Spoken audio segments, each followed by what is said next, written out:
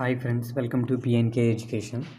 Friends, మనకి AP last set నుంచి చూసుకుంటే మనకి ఈ రోజు నుంచి కాలేజ్ రిపోర్టింగ్ అయితే చేయాలి. అలానే మన కామెంట్స్లో కూడా ఏమడుగుతున్నారంటే వీడియో ఫీజెస్ గురించి వీడియో చేయండి. అలానే మీరు స్కాలర్షిప్ రాని వాళ్ళు ఏంటంటే టోటల్ ఫీజు పే చేయాలా ఏంటి అనేసి కూడా అడుగుతున్నారు. వీడియో ఫీజెస్ గురించి అయితే డిస్కస్ చేద్దాం ఫ్రెండ్స్, మీకు కొంచెం హెల్ప్ అయితే అవుతుంది. ఫ్రెండ్స్, ఫస్ట్ మనకి చూసుకుంటే మనకి ఇక్కడ 2 కేటగిరీస్ కింద మనం డివైడ్ చేసుకుంటే ఫస్ట్ స్కాలర్షిప్ వచ్చిన వాళ్ళు, స్కాలర్షిప్కి ఎలిజిబుల్ కాని వాళ్ళు. స్కాలర్షిప్కి ఎలిజిబుల్ కాని వాళ్ళకి ఏంటంటే వాళ్ళు అడ్మిషన్ ఫీజు కూడా వాళ్ళు పే చేయాలి. అక్కడ ఏంటంటే అడ్మిషన్ ఫీజు ఏంటంటే మనకి 25,000 అలా వస్తుందనేసి కామెంట్స్లో కూడా మెన్షన్ చేశారు. మీరు ఏం చేస్తారంటే 25,000 ఫీజు ఒకసారి పే చేస్తారా అంటే పే చేయలేరు, ఎందుకంటే అందరి దగ్గర మనీ ఉండదు. కాబట్టి మీరు ఏం చేయండి అంటే ఫస్ట్ ఒక 10,000 ఎంతో మీ దగ్గర పట్టుకొని వెళ్ళండి. సో మేమైతే 10,000 ఫస్ట్ స్టార్టింగ్లో కడతాము, రిమైనింగ్ నెక్స్ట్ కడతామని మాట్లాడండి. లేదు తప్పదు మీరు మొత్తం పే చేయాలి అంటే మొత్తం పే చేయాలి ఫ్రెండ్స్, తప్పదు.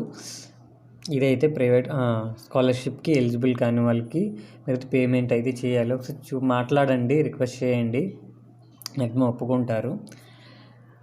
స్టార్టింగ్ మీకు ఇప్పుడు 10,000 పే చేస్తాం, రిమైనింగ్ పే చేస్తామని మాట్లాడండి. ఏమంటారో దాన్ని బట్టి మీరు ఇంకా లేదు తప్పదు అంటే కట్టాలి ఫ్రెండ్స్, లేదంటే 10,000 తీసుకుంటారు, రిమైనింగ్ కొంచెం పే అయితే చేసేసేయండి. నెక్స్ట్ గవర్నమెంట్ కాలేజెస్లోని అంబేద్కర్ మన ఏయూలో చూసుకుని సెల్ఫ్ ఫైనాన్స్ వాటిలో ఏంటంటే వాళ్ళకి 40,000 అలా ఉంటుంది. కాబట్టి అది కంపల్సరీ వాళ్ళు ఫీజు పే చేసుకుంటారు. నెక్స్ట్ స్కాలర్షిప్ వచ్చిన వాళ్ళకి మనకి ఏంటంటే మనకి అడ్మిషన్ ఫీ అనేది 0 అయిపోతుంది. ఇక్కడ మనకి ఎంత ఫీజు ఉంటుందో కాలేజ్ ఫీజు అది పే చేస్తామంటే సరిపోతుంది అని అనుకుంటున్నాం ఫ్రెండ్స్. కానీ ఇక్కడ ఏంటంటే మనకి స్కాలర్షిప్ రాని వాళ్ళకి స్కాలర్షిప్ వచ్చిన పెద్ద తేడా ఏం లేదు. ఇప్పుడు ఏమైందంటే మనకి ఒకప్పుడు వచ్చేసి స్కాలర్షిప్ అనేది డైరెక్ట్గా కాలేజ్ అకౌంట్లో క్రెడిట్ అయిపోయేది. వాళ్ళు మనల్ని రూపాయి కూడా అడిగేవారు కాదు, కాలేజ్ గవర్నమెంట్ చూసుకునేది. ఇప్పుడు ఏంటయిందంటే మనకు వచ్చేసి కొన్ని ఫ్యూ ఇయర్స్ నుంచి అంటే joint account, mother student joint అకౌంట్లో అమౌంట్ క్రెడిట్ అవ్వడం ఇది జరగడం వల్ల కాలేజ్ వాళ్ళు ఏం చేస్తున్నారంటే ఆ అమౌంట్ మీ దిక్కే పడుతుంది కదా, మీరు ఉంచేసుకోండి, మాకు ముందు పే చేయండి అనేసి కూర్చుంటున్నారు ఫ్రెండ్స్. ఇదైతే ఇప్పుడే 2-3 ఇయర్స్ నుంచి ఇదే జరుగుతుంది. వాళ్ళైతే అసలు ఒప్పుకోవట్లేదు. అది మీ అమౌంట్ మీకు పడినప్పుడు మీరే తీసేసుకోండి, కానీ మాకు ముందైతే కట్టండి అనేసి వాళ్ళైతే చెప్తున్నారు. నెక్స్ట్ ఏంటంటే ఇక్కడ 30,500 ఉంటుంది అన్న, కానీ అక్కడ కాలేజీకి వెళ్ళేటప్పటికి 25,000 చెప్తున్నారు, 30,000 అని చెప్తున్నారు. ఇదైతే జరుగుతుంది ఫ్రెండ్స్.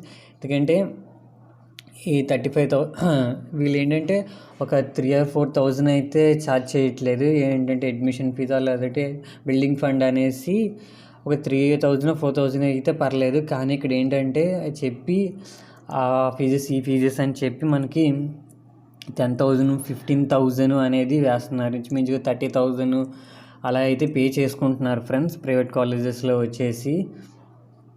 అదైతే మనం ఎవరు కంప్లైంట్ చేసినా ఏం చేసినా there is no use friends. ఎందుకంటే లాస్ట్ 3 ఇయర్స్ నుంచి అలానే జరుగుతుంది. 3 ఇయర్స్ నుంచి పెంచుకు అలానే జరుగుతుంది. చాలామంది మనకి ఫీజు జాయినింగ్ అయిన టైంలో మనకి అలాట్మెంట్ ఆర్డర్లో వచ్చిన ఫీజుకి అక్కడ పే చేసి అక్కడ అడుగుతున్న ఫీజుకి అయితే సంబంధం ఉండట్లేదు, అయితే ఎక్కువే ఛార్జ్ చేస్తున్నారు. ఇది ఫీజెస్ గురించి. ఇదైతే ఫీజెస్ గురించి ఫ్రెండ్స్. ఇదైతే మీకు అయితే అర్థమైందని అనుకుంటున్నాను ఎలా ఛార్జ్ చేస్తున్నారు ఏంటి అనేసి. ఫ్రెండ్స్, వీడియో నచ్చితే లైక్ చేయండి, షేర్ చేయండి, సబ్స్క్రైబ్ చేసుకోండి friends. Okay friends, bye friends.